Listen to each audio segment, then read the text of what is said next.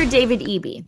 We've got a clip from him, and I'm going to address some criticism that I received last night. Well, not just me, but both Leith also came to us on the email. We called David Eby freakishly tall last night on air, and somebody took offense to it. But I think freakishly tall is a statement of fact because he is 6'7", and somebody said to us that that would hurt her son's feelings. But I should tell you, I come from this as a woman who also has a freakishly tall son. He is like 6'4", and so I take your criticism, but I don't take it all that seriously. Anyways, I just wanted to address that because it came into the email and I wanted you to know where I was coming from. By the way, that lady also called us a name. She said we were unprofessional and then called us both the B word. So I'm like, okay. Anyway, And just let it be said, calling David Eby freakishly tall is about the nicest thing we could say about David Eby. So, just look at him. just yeah, he's Look freakishly. at He's him. Ichabod Crane. That's David Eby's Yes. affect. Just Yes. sort of hollow in ways, but in any case, describing people with their physical descriptions is not.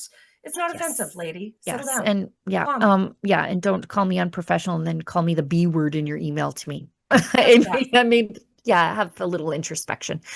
Anyways, David Eby says that he has some anxiety over the Carney Liberals focusing more on saving jobs in Ontario and Quebec rather than BC amid the ongoing tariff war.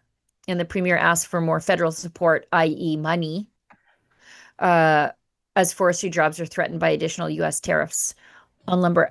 We could also do this other thing about not fighting with the Americans and just like tightening up the border and ending the super labs. But I mean, I suppose you could get handouts too. That's one way of doing things. Let's hear from him about his anxiety, anyways. I have some anxiety, and I think it's just born of repeated experience being in British Columbia, because Ottawa is in Ontario, because it's beside Quebec. Those provinces are often front of mind. And so my anxiety as a British Columbian, as a Western premier, is that we have to be way more aggressive to make sure that we get our message heard. Today's announcement, this group of people who have gathered here, is what we have to do. And what we're saying is that the industry is at a tipping point. This industry that contributes so much to Canada's GDP, that provides direct employment to so many Canadians from coast to coast to coast, is facing an existential threat through tariffs that are profoundly unfair, are completely unjustified, and are hurting Americans as well. So when I see Minister Jolie say we're talking about steel, we're talking about energy, and she doesn't include forestry in that list, it tells me that we got to be more in the face of the federal government, that they don't get it yet. And until the federal government gets it and understands how significant this industry is, how important these jobs are, not just to our province, but to provinces and territories across the country, and how important it is to the federal economy, then we got to keep pushing, and we will keep pushing. This group behind me, and we're all standing shoulder to shoulder, united in delivering that message that this industry cannot and will not be forgotten. We will not let it be forgotten. We will not let the workers be forgotten. And we'll make sure that it's on the federal government's radar. I'll go to Mark, but I know exactly what Lisa's going to say. I'll go to Mark first. He has anxiety over the attacks on the forestry industry, and then he goes on to list all the ways that it is of benefit to the nation writ large. And I'm like, the same could actually be said about oil and gas, but it's not Donald Trump blocking that. It's you. That phone call is coming from inside the house, David Eby, who, and let me just be petty for a moment. He is shaped like one of those inflatable waving men on the side of the highway. Anyways, go ahead, Mark.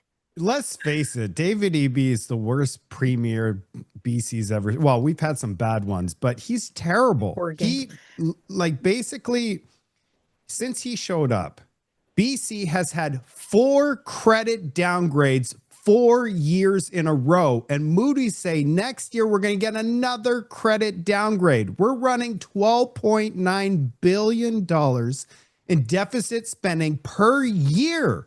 We are literally, if Canada's going over the precipice and looking over the cliff's edge, BC has already fallen.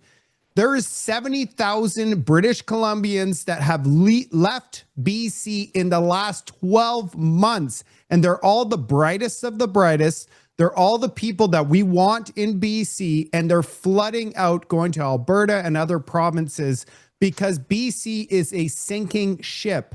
And the reason that he feels this anxiety, it's self-induced, and he's trying to blame it on the Liberals and saying we need more money. No, we need a better premier. We need to get rid of this guy. He's trying to block prosperity. And he's saying this tanker ban is going to wreck the $60 billion worth of projects. I have yet to see how much money Canadians are going to benefit from his $60 billion worth of projects. How much money, David Eby, are we going to profit? Because Danielle Smith has already come out and said that her project will bring in $20 billion a year for Canada. So what is he talking about? Let me tell you a little bit about our sponsor today. I'm going to read from the news that they've given us. Does your immune system feel compromised ever since COVID? A new study published in the Journal of Clinical Laboratory Analysis suggests you may not be in the clear even if you feel fine. Researchers analyzed blood from people who had recovered from COVID and found something concerning. Their platelets, which are essential for healthy blood clotting, were not functioning properly even months after recovery. Other studies have found lingering spike proteins in the bloodstream and organs, causing immune system dysfunction and even mitochondrial damage, whether from the virus or mRNA shots. This is why Dr. Peter McCullough developed Ultimate Spike Detox.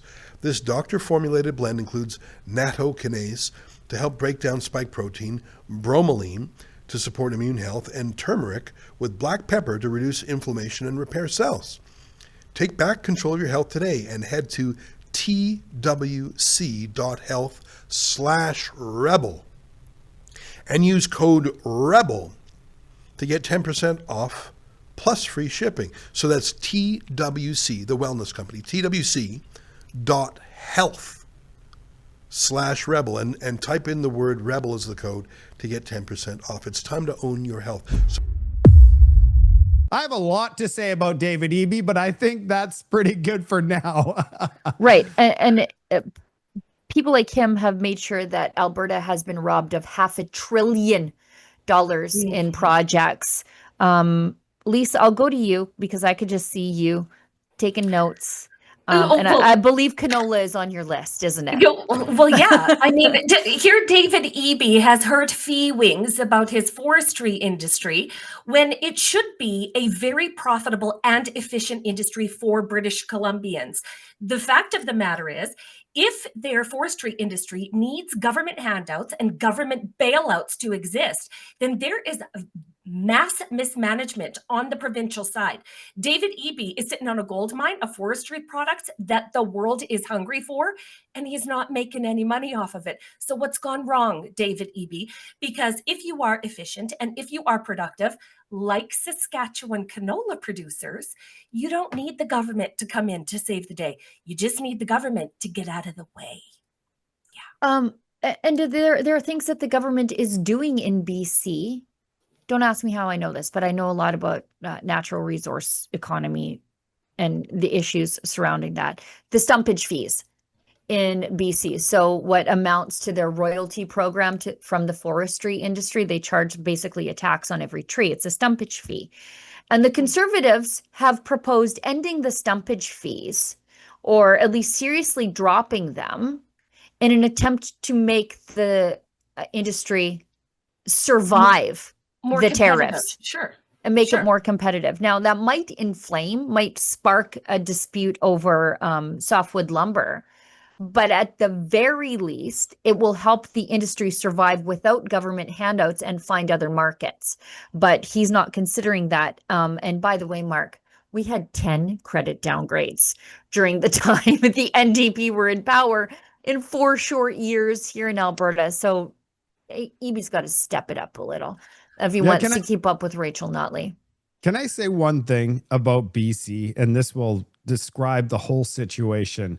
So we found out a few months ago that BC sends all of our food packaging to the United States. So we actually grow fresh vegetables and fruit in BC. We send that fruit to the United States for packaging because we don't allow packaging in our province because it's against the eco. So then they send it to the US, they package it, send it back. Well, during the tariffs, right? This is devastating for us. So we've had the worst food inflation. You go to the store, I'm like, hey, isn't it summertime? So we should be paying cheaper food, but no, because we do the packaging in the US and it crosses the border. Then we find out the Liberals actually imposed tariffs on food, which came out from the food professor saying, and when that was broken, the news broke, that's when they removed the counter tariffs, right? And so now we're starting to see a little bit of relief at the grocery stores because because we have to send our produce across the border to get packaged. There is so backwards. The thing about the Liberals and NDP is they don't realize that the world's air, okay, they think that Canada's air stays in Canada. But no, the world's air blows across the planet. So, for example, this packaging, and in the US, they have way less standards when it comes to this stuff. So we could do it. We could do it better here with better eco. And yeah, it's going to be not perfect, but it's going to be better than shipping it off to the US, which follow no regulations at all. But no, they see it as, if it goes to the US, it's out of sight, out of mind. But that's we didn't all do they it. do. Yeah, we didn't do it. It's somebody else. But that's how they always do it. And who has to pay the price? Of course, the residents of BC or the country. It's always backwards.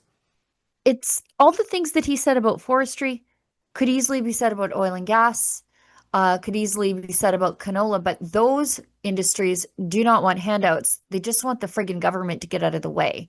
And it's so interesting to see the difference between the two premiers and the two different mentalities. I should say three premiers because Scott Moe is very much the same on these issues, where they don't need federal support. They don't want federal support. They want the federal government to get out of the way and quit being a hindrance to trade, as is the case with canola. We've got 100% tariff on canola because we needed to apply protectionist tariffs on EV vehicles from China so that we could protect the bailouts given to the likes of Stellantis and Northvolt, which is now, I think, bankrupt in its home country.